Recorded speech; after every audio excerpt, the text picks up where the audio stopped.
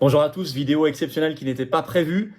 La décision judiciaire vient de tomber pour la première fois, condamnation judiciaire contre Ursula von der Leyen et la Commission européenne dans le Pfizer Gate. Les contrats, les histoires des SMS, je vais vous détailler tout cela. La veille du jour où sa candidature passe au Parlement européen, ce sera le 18 juillet, pour une reconduction ou pas à la tête de la Commission européenne.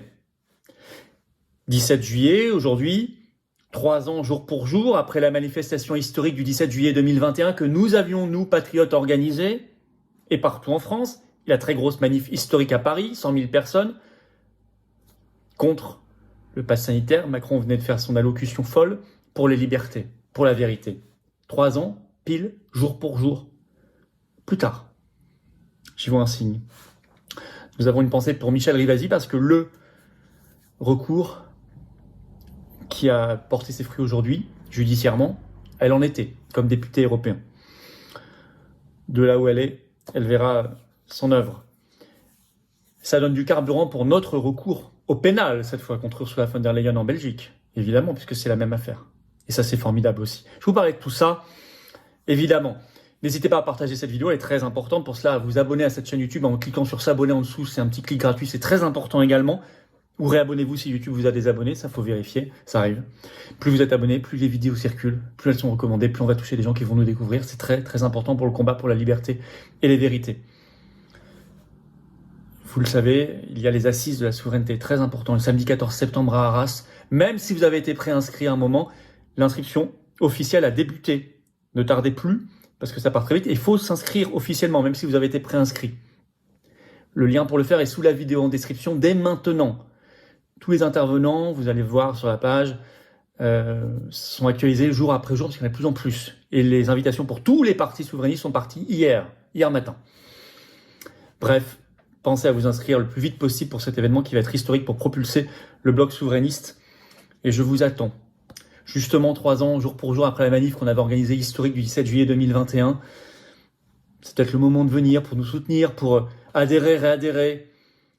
Pour le faire, c'est les 2 premiers liens sous la vidéo en description. Ces liens sont en permanence sur notre site aussi, les-patriotes.fr. C'est un combat important, restez surtout pas seuls. Ensemble, on peut faire tellement de choses, on va faire tellement de choses, on a fait tellement de choses.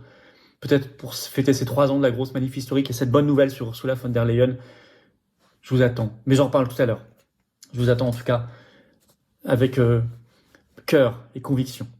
Alors on y va, c'est une très belle nouvelle, très importante. La décision, elle est venue du tribunal administratif de l'Union européenne ce 17 juillet. Le titre du communiqué de presse qu'il a lui-même publié, c'est une longue décision sinon. Hein. La Commission européenne n'a pas donné en public un accès suffisamment large au contrat d'achat de vaccins contre la Covid-19.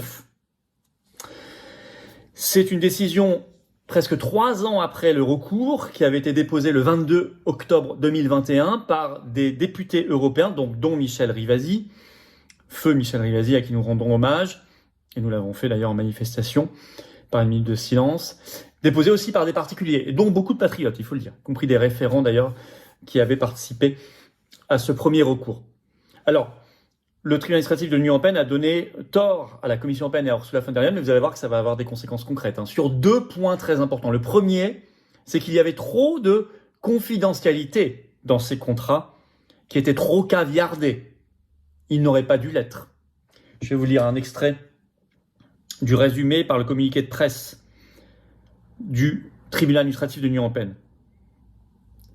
Il constate que la Commission, je cite, n'a pas démontré qu'un accès plus large à ces clauses porterait effectivement préjudice aux intérêts commerciaux de ces entreprises. De même, la Commission n'a pas fourni d'explications suffisantes permettant de savoir de quelle manière l'accès aux définitions de faute intentionnelle et de tous les efforts raisonnables possibles dans certains des contrats et aux stipulations des contrats relatives aux donations et aux reventes des vaccins pourrait porter concrètement et effectivement atteinte à ces intérêts commerciaux. Donc en fait, ce que veut dire le tribunal, c'est que la Commission n'a pas démontré. Elle se cachait, elle, derrière les intérêts commerciaux des labos, en disant on ne peut pas publier parce que ça remettrait en cause les intérêts commerciaux des labos, Pfizer, etc.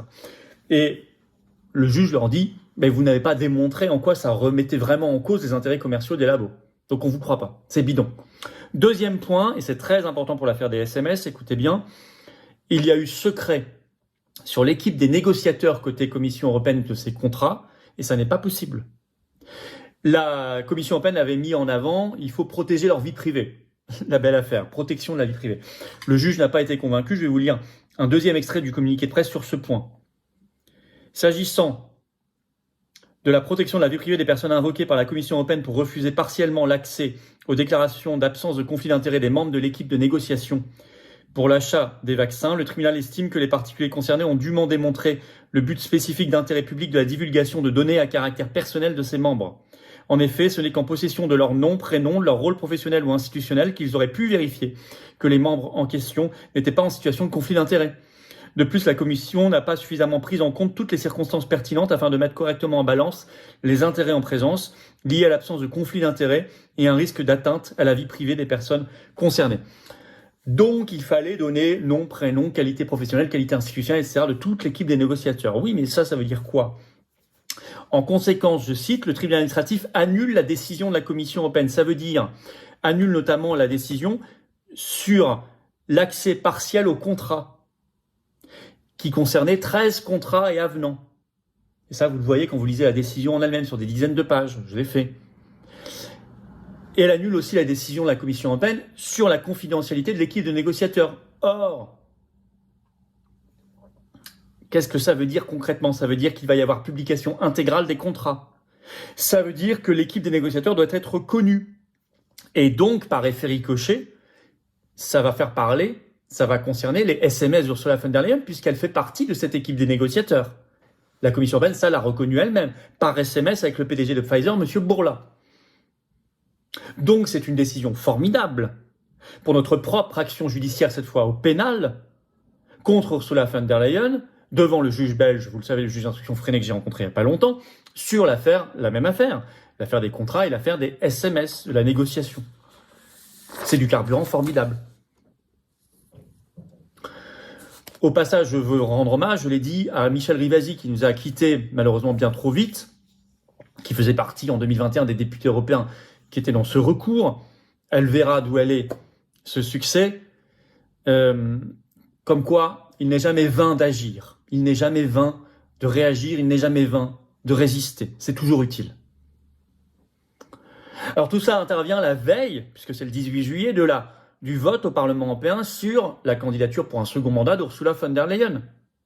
Il lui faudra la majorité absolue des 720 membres du Parlement européen, c'est-à-dire 361 voix sur 720 minimum. C'est un vote à bulletin secret. Alors c'est compliqué. RMC a fait un article ce 17 juillet. Je vais vous lire un extrait. C'est compliqué pour elle. Depuis la semaine dernière, Ursula von der Leyen est en opération tractation, je lis. Elle devait se rendre au sommet de l'OTAN, elle a préféré rester à Bruxelles pour faire campagne. Elle enchaîne les coups de téléphone, les cafés, les réunions. Chaque voix compte. Il y a 5 ans, elle l'avait emporté dans un mouchoir de poche à 9 bulletins près. Sa principale monnaie d'échange, je cite, ce sont les postes, vice-président, commissaire, président de commission. L'heure est à la distribution en fonction du poids de chaque parti politique. Est-ce qu'elle va y arriver et à quel prix? Ursula von der Leyen, écrit RMC, tente par exemple d'obtenir le soutien officiel de la première ministre italienne d'extrême droite, écrit RMC, Giorgia Meloni, et à travers elle, ses 24 élus. Donc, il va y avoir le rôle déterminant de Giorgia Meloni, qui a déjà beaucoup trahi. Trahira-t-elle une nouvelle fois en faisant passer Ursula von der Leyen? En tous les cas, nous verrons réponse le 18 juillet, on en parlera. En tous les cas, comment des eurodéputés peuvent voter pour cette dame après cette décision judiciaire contre elle, dans une affaire qui concerne 35 milliards d'euros, et même davantage si on prend tous les contrats, 71 milliards, et des questions de santé publique, d'opacité, de possibles conflits d'intérêts, voire pire. Comment peuvent-ils accorder leur suffrage? En plus, c'est un bulletin secret. Donc, une excuse. Nous avions raison. Évidemment qu'il faut qu'Ursula von der Leyen soit mise dehors. L'Union européenne est un nid à opacité et à corruption. Et donc, il faut que la France se mette elle-même dehors de cet enfer par le Frexit, qui entraînera la fin de l'Union européenne, notre libération et un avenir, une espérance. La suite, c'est maintenant, et c'est notamment au pénal. On ne va pas lâcher l'affaire. Les patriotes n'ont jamais l'habitude de lâcher l'affaire. C'est, bien sûr, notre plainte devant le juge d'instruction belge, M. Freinet.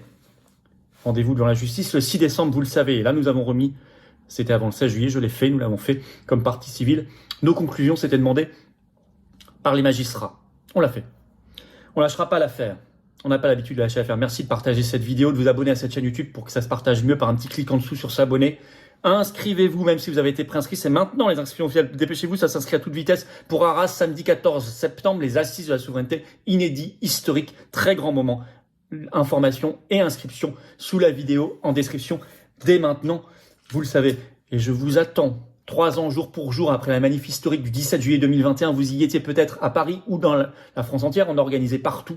Et à Paris, c'est nous qui étions organisateurs. On avait invité beaucoup de monde pour l'Union sacrée contre le pass sanitaire pour les libertés. 3 ans jour pour jour comme un clin d'œil, cette décision judiciaire sur le Pfizergate. J'y vois un signe. C'est peut-être le signe aussi que vous devez adhérer ou reprendre votre adhésion annuelle si elle n'est plus à jour ou faire un don au mouvement. On n'a pas un centime d'aide publique. On n'a pas un centime des banques. On n'a pas de cadeau médiatique. C'est normal vu nos combats. Mais on fait. Mais on peut pas faire si vous n'êtes pas là. On peut vraiment pas faire. C'est physiquement. On peut pas organiser des assises, on peut pas faire les manifs, on peut pas faire les tracts, les affiches, financer les élections et tout le combat quotidien, les opérations coup de poing et tout le reste. Si vous êtes là, on peut. Et on peut encore plus. Et ensemble, on peut se battre. On peut déplacer des montagnes. On peut se dépasser nous-mêmes. On peut se battre pour des belles valeurs, de vérité, de justice, de liberté, de souveraineté, de paix. C'est ça, les patriotes. C'est l'honneur de ce mouvement que j'ai l'honneur, moi, de présider, le plus grand mouvement souverainiste et défense des libertés, de la vérité de France. Alors je vous attends maintenant. 3 ans jour pour jour après cette manif, avec cette belle décision, c'est peut-être le moment. Comment faire pour adhérer, c'est le premier lien sous la vidéo en description. Ce lien est également en commentaire épinglé, une petite fiche sur l'écran maintenant. Dans quelques secondes, un lien sur l'écran. Faire un don au mouvement, c'est le deuxième lien sous la vidéo en description. Tous ces liens sont bien sûr sur notre site en permanence, les-patriotes.fr. Tout est défiscalisé aux 2/3 pour vous. Ça veut dire que tout fait baisser vos impôts. Profitez-en, donnez pas ça à Macron et au fisc, au gouvernement. Bravo aux donateurs, aux réadhérents, bienvenue aux nouveaux adhérents patriotes et vive la France.